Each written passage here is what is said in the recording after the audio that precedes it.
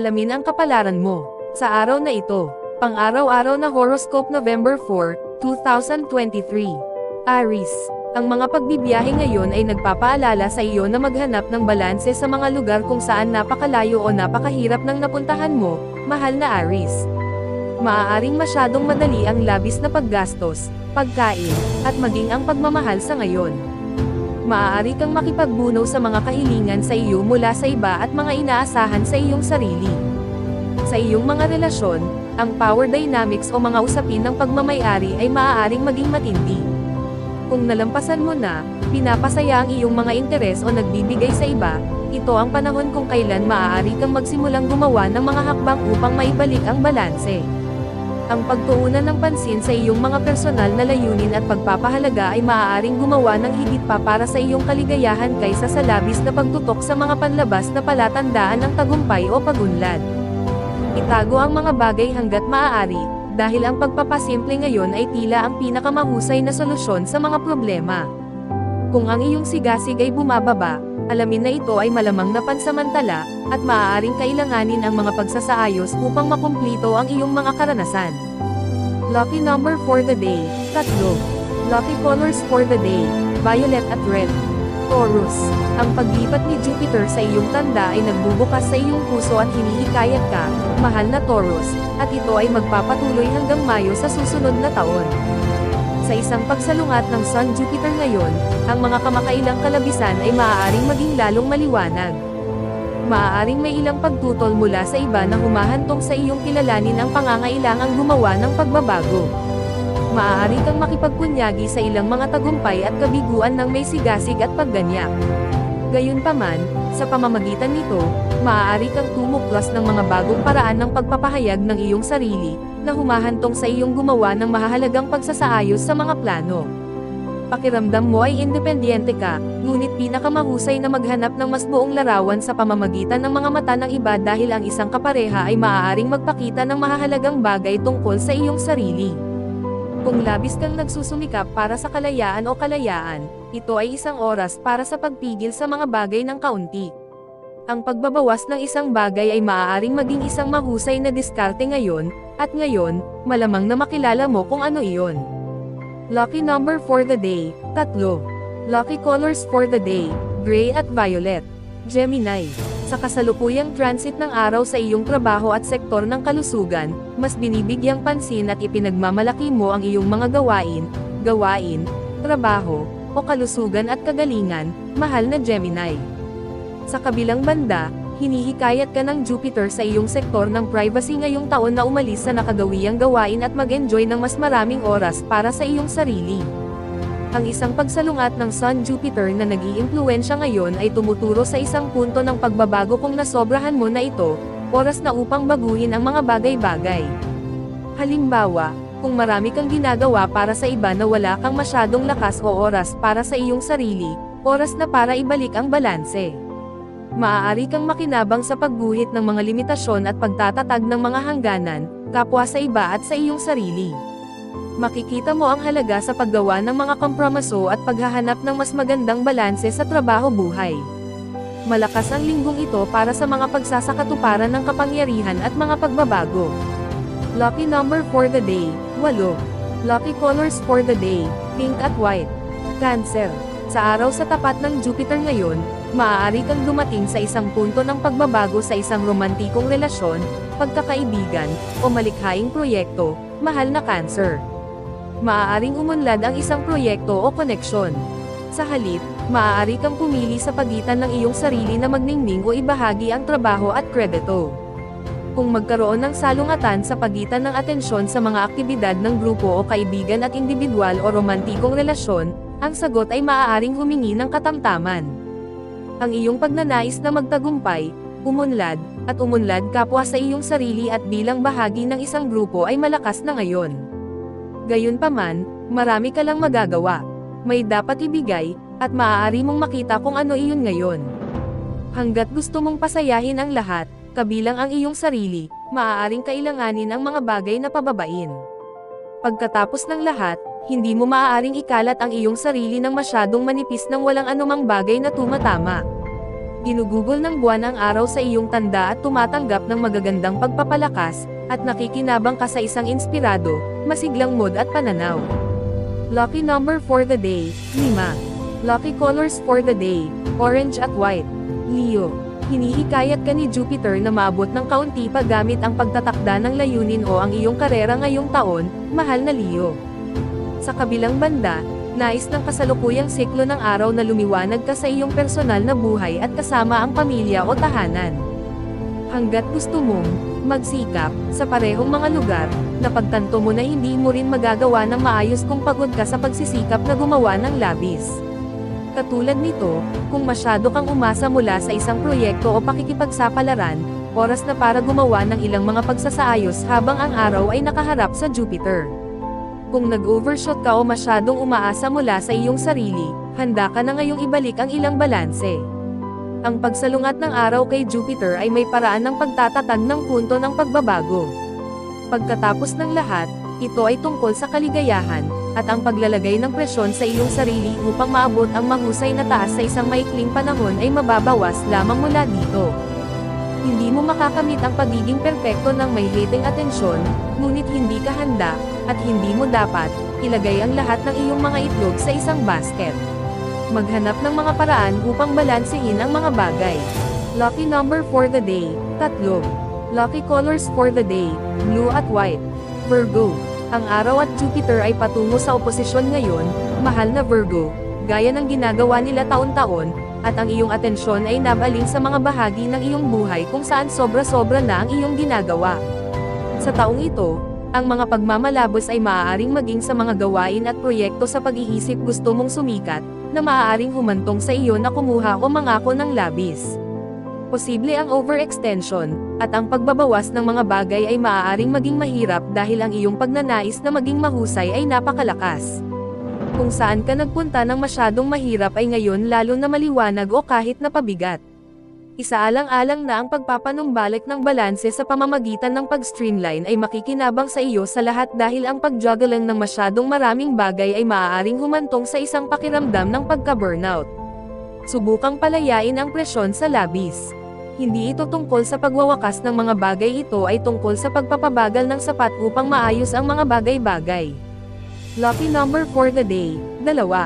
Lucky colors for the day, brown at yellow. Libra. Ang araw na ito ay maaaring maging isang oras na madaling kapitan ng pagkakamali kung sumuko ka sa ideya na kailangan mong bilisan upang mas ma-enjoy ang buhay, mahal na Libra, habang ang araw at Jupiter ay patungo sa isang oposisyon. Sa paglipat ng araw sa iyong pangalawang bahay sa solar sa mga araw na ito, maaaring magkaroon ng matinding pagnanasa na patunayan ang iyong sarili, mag-isa, gumawa ng iyong marka, at magtagumpay ng mag-isa. Gayunpaman, kasama si Jupiter sa iyong sektor ng pagpapalagayang loob, ang pagsasama ng iyong mga mapagkukunan o talento sa iba ay maaaring maging kapaki-pakinabang. Sa transit ngayon, ang pakikilahok o suporta ng isang tao ay maaaring sumalungat sa kamakailang mga paghihimok na gawin ang iyong marka o palakasin ang iyong pagpapahalaga sa sarili. Gusto mong maging mahusay sa iyong sariling mga merito, ngunit kinikilala mo rin ang pangangailangan para sa iba o sa labas ng mga mapagkukunan at talento. Panahon na upang subukan ang tubig at kilalanin ang pangangailangan na ikompromiso at maiwasan ang labis. Sa halip, maaaring ito ay tungkol sa paghiram o paggastos, at oras na para gumawa ng mga hakbang para huminahon, magpahinga, at magmuni-muni. Lucky number for the day, 6. Lucky colors for the day, green at pink. Scorpio. Ang araw ay sumasalungat kay Jupiter, mahal na Scorpio, at sa taong ito, ang araw ay nasa iyong tanda, ginagawa itong personal.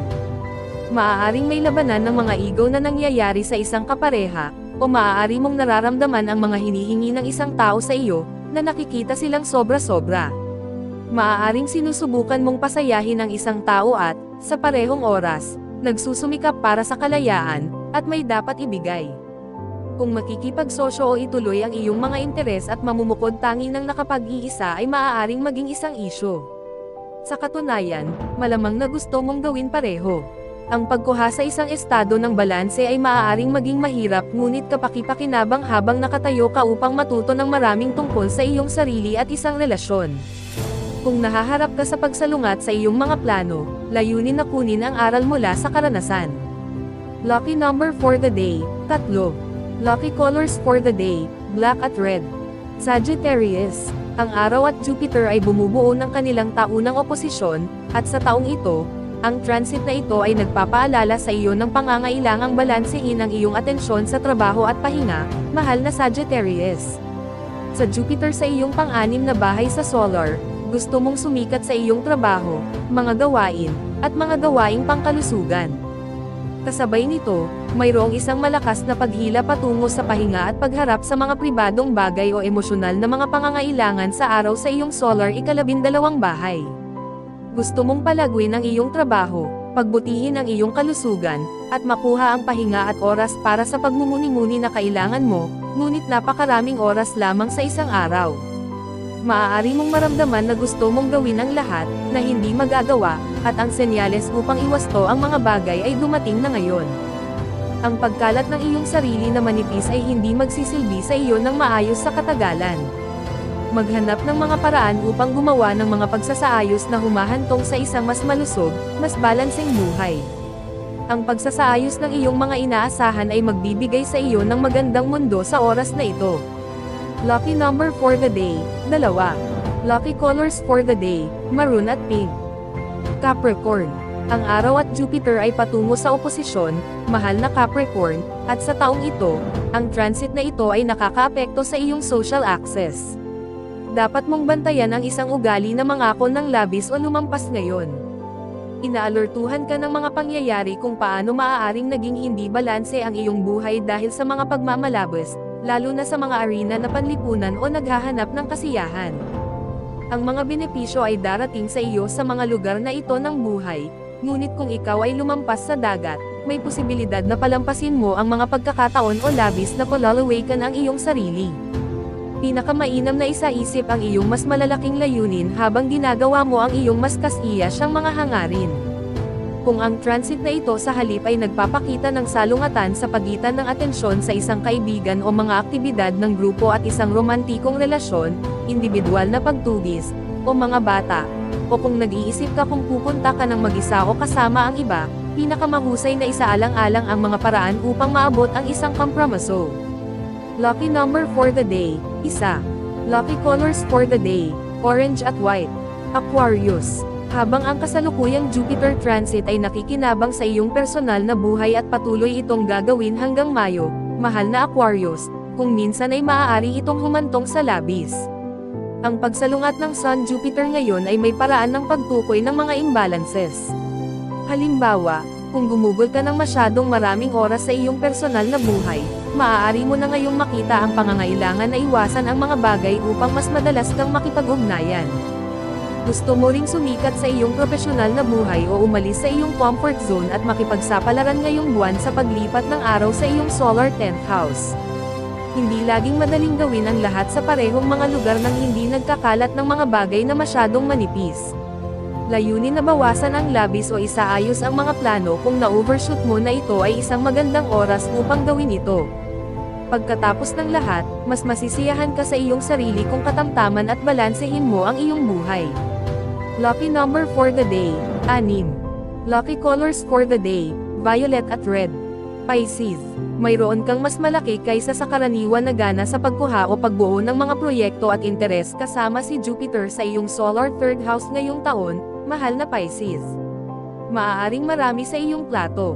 Ang araw ay tumungo sa pagsalungat kay Jupiter ngayon, at isang punto ng pagbabago ay maaaring lumitaw. Layunin na gumuhit ng ilang mga limitasyon, kapwa sa iba at sa iyong sarili. Kung ang mga pangmatagalang layunin o plano ay hindi gumagalaw o lumalago gaya ng inaasahan mo, oras na para isaayos ang iyong mga inaasahan upang mas maipakita ang oras at lakas na mayroon ka para ilagay sa mga ito.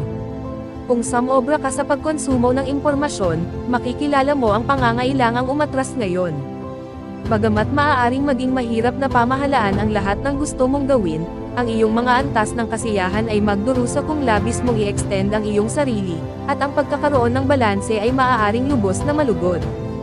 Lucky number for the day, 2.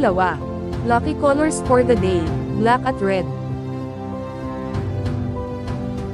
Special shoutout to the following.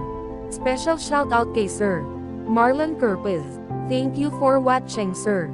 Special shoutout kay Ma'am Zenaida Saplio. Thank you for watching, ma'am. Special shoutout kay Sir Marlon Ibig. Thank you for watching, sir. Kung gusto mo magpa-shoutout sa next video, comment na. Maraming salamat sa panonood, mga kapatid. Sanay nagustuhan nyo ang video na ito. Please don't forget to subscribe and hit the notification bell para updated kapag mayroon akong bagong video na upload. See you in my next video.